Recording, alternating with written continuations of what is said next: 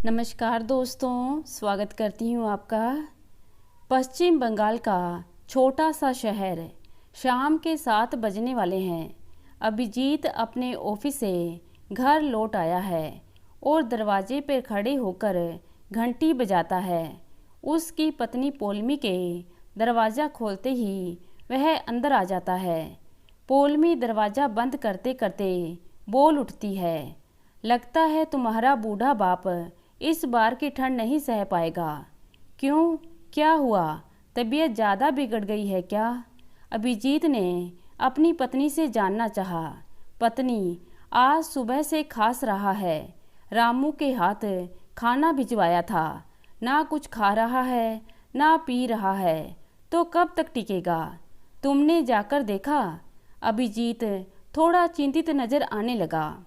पत्नी घबराते हुए, ना बाबा ना, मैं नहीं जाने वाली उसके पास। कहीं संक्रमण मुझे ना लग जाए, और तुम भी मत जाना। रात में फिर से रामू के हाथ खाना भिजवा दूंगी। खाए तो भला, ना खाए तो भी भला। बहुत दिन जी लिया बूढ़ा। कहीं जाते जाते अपनी बीमारी हमें ना दे जाए। अभिजीत को पत्नी की इच्छा के विरुद्ध कोई भी काम करने का साहस नहीं था, इसलिए अपने बूढ़े बाप की तबीयत जानने की इच्छा होने के बावजूद भी वह ऐसा नहीं कर पाया। वह चिंतित मन से सोफे पर बैठ गया। पौलमी भी उसके बगल में बैठकर टीवी देखने लगी। वह चैनल बदल रही थी और अभिजीत बुझे मन से चुपचाप बैठा रहा। 3 व्यक्तियों का एक छोटा सा परिवार था। पिताजी एक सरकारी कर्मचारी थे। उनको रिटायर हुए 7 वर्ष बीत गए। अवकाश ग्रहण के अगले ही वर्ष पत्नी भी स्वर्ग सिधार गई। एक ही लड़का है। उसके लालन पालन से लेकर शिक्षा का उन्होंने विशेष ध्यान रखा। आज एक बड़ी कंपनी में मैनेजर है। अवकाश ग्रहण के समय जो पैसा मिला उससे अपने छोटे से मकान को भव्य बनाया।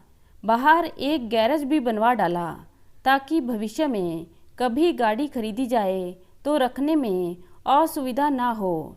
लेकिन आज यही गाड़ी रखने की जगह उनका आशियाना बन गई है।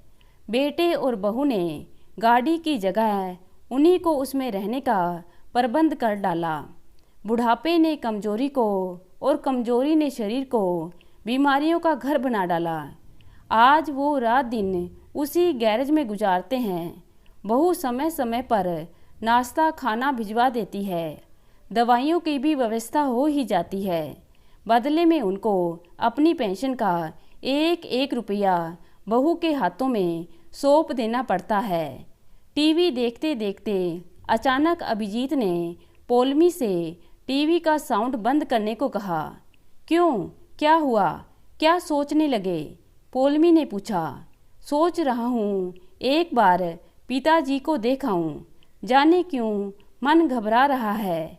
वह सोफे से उठ खड़ा हुआ। ठीक है, कल सुबह देख लेना। पौलमी ने उसका हाथ पकड़कर फिर से सोफे पर बिठा लिया। क्यों, अभी क्यों नहीं?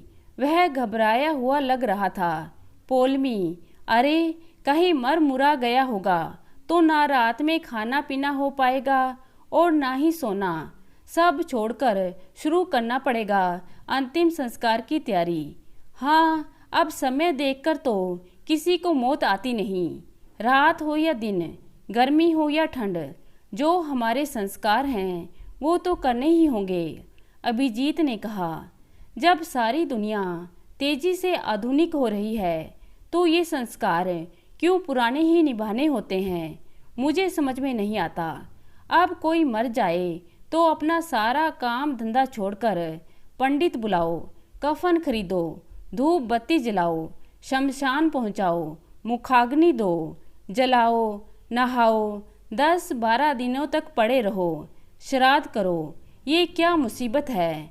खुद तो मरकर स्वर्ग में आराम फरमाओ और दूसरों को परेशान करो। पौलमी ने कहा। पूर्वजों की बनाई इस प्रथा को बदला तो नहीं जा सकता। ऐसा भी तो नहीं हो सकता कि म्युनिसिपल वालों को खबर करो, कुछ पैसे दो और वही उठाकर ले जाएं। जो करना हो करें। म्युनिसिपल वाले पशुओं के मृत शरीर को ले जाते हैं, मनुष्य को नहीं। अभिजीत ने कहा। पौलमी बोली, हाँ पता है मुझे, लेकिन कोई तो संस्था होगी जो पैसे लेकर हमारे इस सड़े संस्कार की खाना पूर्ति कर दे। हाँ, मैंने इंटरनेट पर ऐसी कुछ सत्कार समितियों का प्रचार देखा है जो पैसे के बदले ऐसे काम कर दिया करती हैं। तो खोज कर रखो ना ऐसी संस्थाओं का अता पता, ताकि हमें परेशान होने की ज़रूरत नहीं पड़े। पौलमी बोली। फिर दोनों इंटरनेट पर ऐसे सत्कार संस्थाओं के नंबर खोजने में व्यस्त हो गए। अभी आधा घंटा भी नहीं हुआ होगा कि बाहर से आग की आवाज़ सुनकर दोनों घर से बाहर निकले। बाहर उनका गैरेज चारों ओर से धूं धूं करके जल रहा था। जब तक दमकल वाले आते और आग बुझाते, पूरा गैरेज जलकर राख में तब्दील हो चुका था। आग की ऊंची ऊंची उठ रही लपटों ने उस बूढ़े के साथ उसमें पल रहे संक्रमण के कीटाणुओं को भी राख में तब्दील कर दिया था। गैरेज से दूर घर के दरवाजे पर एक कागज का टुकड़ा पड़ा था, जिस पर लिखा था, मेरे अंतिम संस्कार की चिंता तुम लोगों को करने की जरूरत नहीं। मैंने अपने माता पिता और पत्नी के अंतिम संस्कार किए हैं और मुझे अपना अंतिम संस्कार करना भी आता है। तो दोस्तों, कैसी लगी आज की कहानी? उम्मीद करती हूँ कहानी को पसंद करेंगे। धन्यवाद।